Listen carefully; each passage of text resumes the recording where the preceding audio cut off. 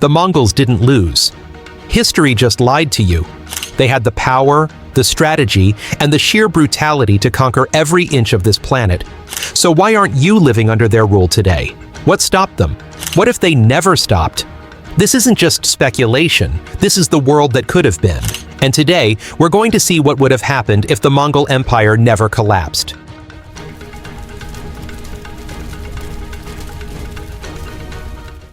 Introduction.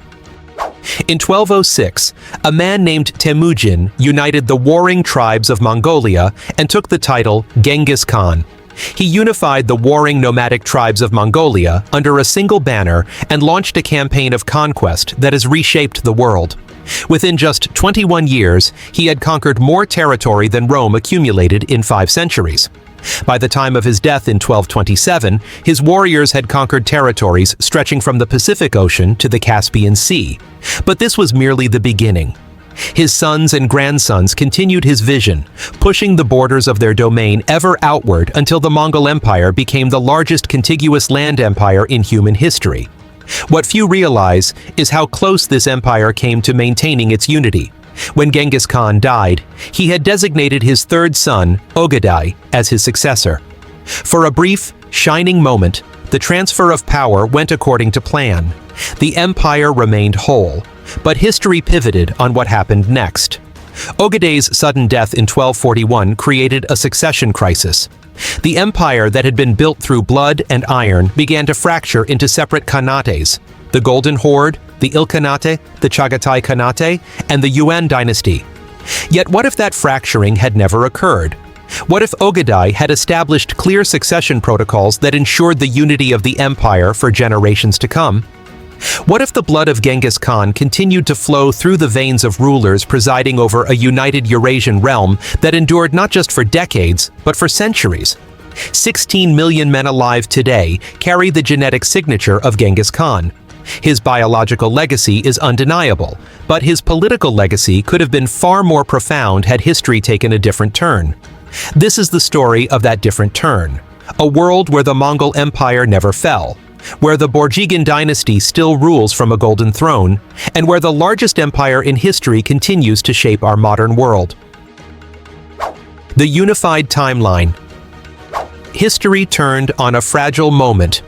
When Ogadai Khan died in 1241, the Mongol war machine ground to a halt, not because they were defeated, but because their leaders were too consumed by infighting.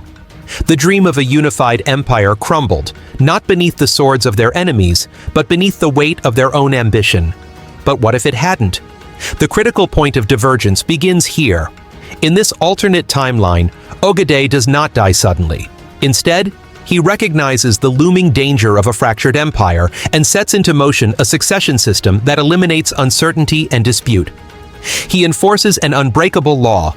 The Great Khan is chosen not through chaos, but through a structured council of Mongol leaders, where merit and loyalty dictate rule, not internal rivalries. When Ogadai passes, his successor is not met with rebellion but with unity. The Golden Horde, Ilkhanate, Chagatai Khanate, and Yuan dynasty never emerge as separate factions. They remain provinces under a single, supreme authority. The Mongols, known for their adaptability, do not just survive, they evolve. Under this system, the empire continues to expand, not merely by conquest, but by deep integration of its territories. Instead of splintering into warring factions, the Mongols create an administrative system that unites their vast dominion. Karakoram, once a frontier capital, is transformed into the center of global governance. A city where Chinese scholars, Persian architects, Arab mathematicians, and European traders converge, fueling an era of innovation unseen in our history. By the 15th century, the Mongol Empire has stretched across the entire Eurasian landmass, weaving together cultures, economies, and militaries into an unbreakable force. From the British Isles to the Pacific shores of Japan, from the frozen tundras of Siberia to the deserts of Arabia, all bow to the eternal rule of the Great Khan. The Mongol Empire does not fade into history, it becomes history itself.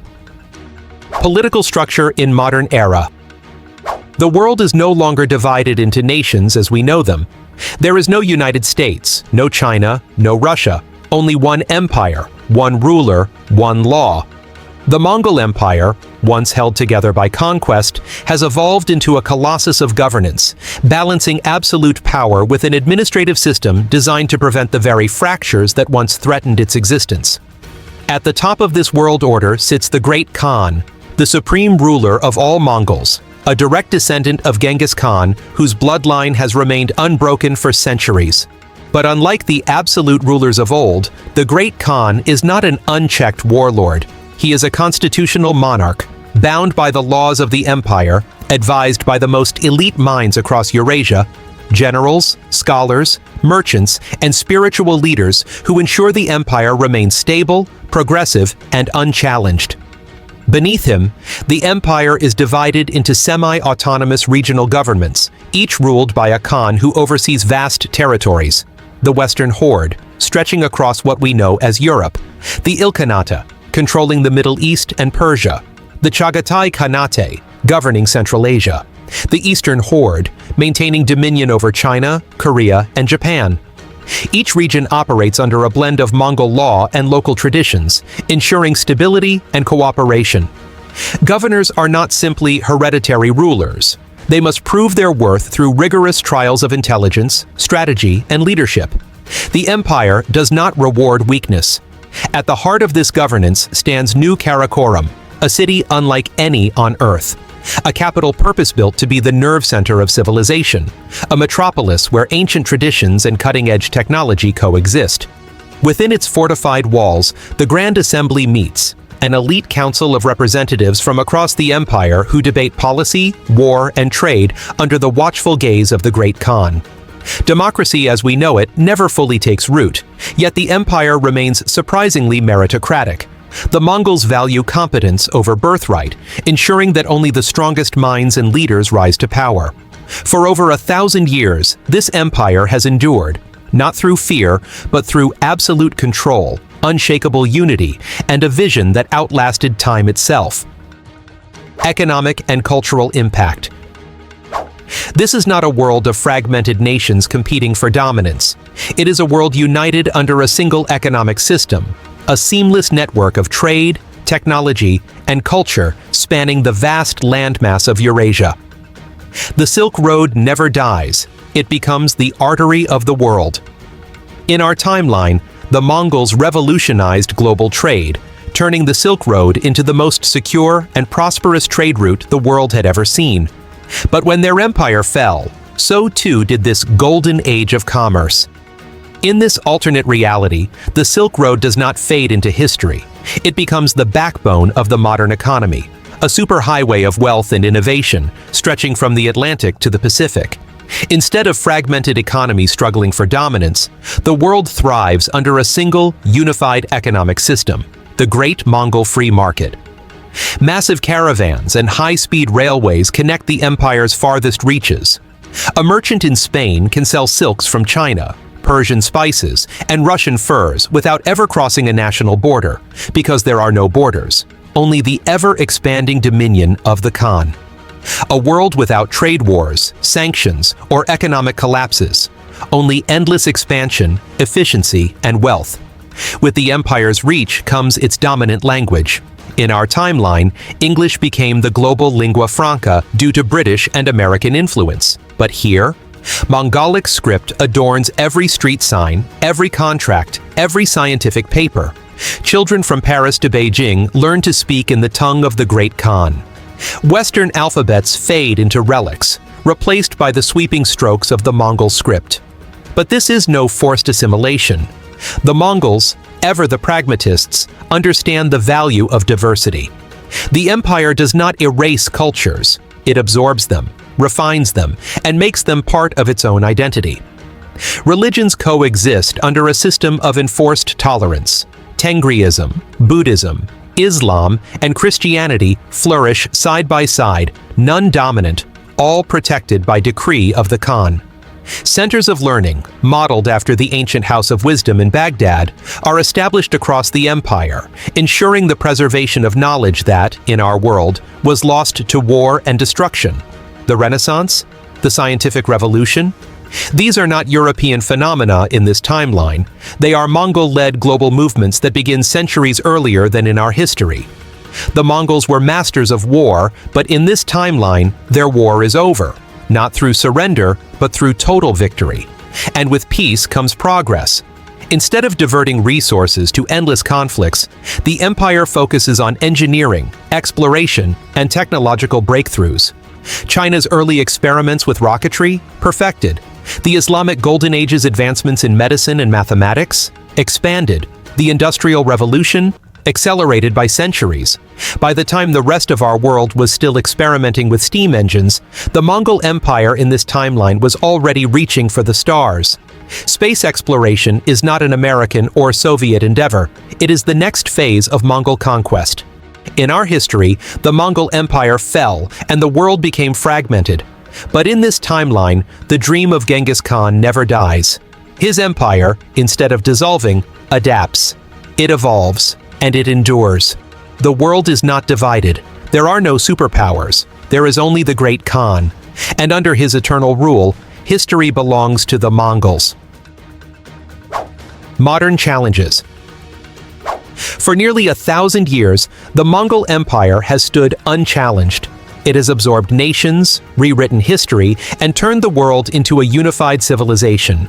But no empire, no matter how vast or advanced, is free from challenges.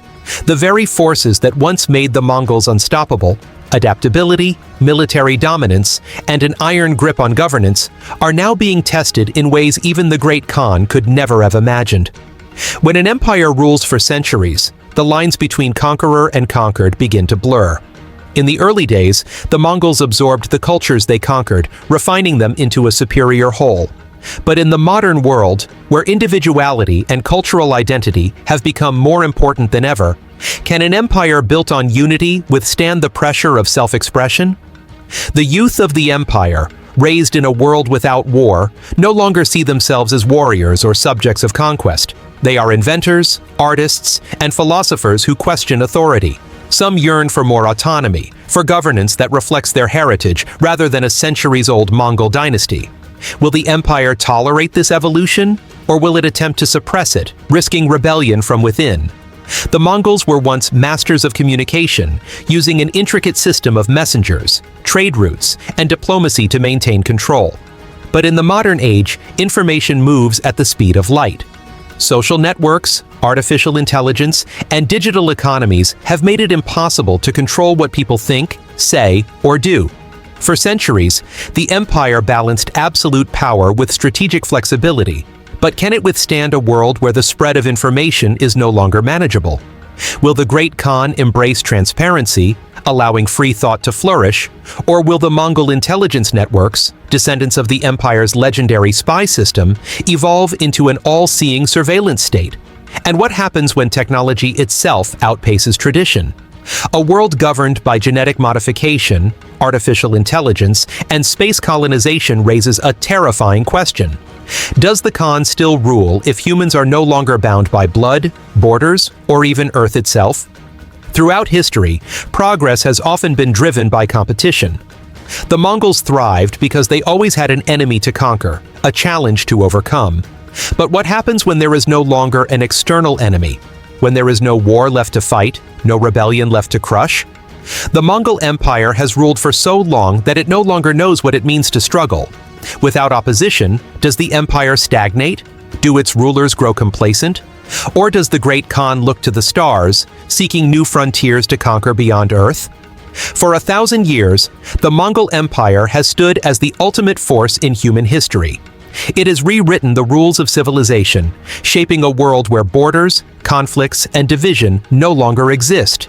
But history has a way of humbling even the greatest of powers.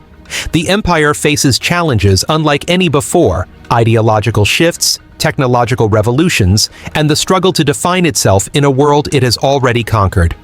Will the great Khan evolve once more, ensuring the empire's survival for another millennium? Or is this the moment when the weight of absolute rule finally becomes too much to bear? One thing is certain: the Mongol Empire has defied fate before. And if history has taught us anything, it's that the Mongols don't just survive, they endure. Conclusion. The world we know today was shaped by empires that rose and fell. But what if one empire never did? Would we be speaking Mongolic instead of English? Worshipping the great Khan instead of presidents and prime ministers? Would we live in a world of brutal efficiency or absolute control?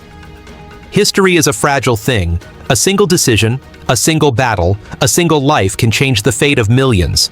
And perhaps, in another reality, the Mongol banners never fell. And you, right now, would be watching this video in a world where the great Khan still reigns. That's all for today. If you have enjoyed this video, do hit that like and subscribe button for more content like this.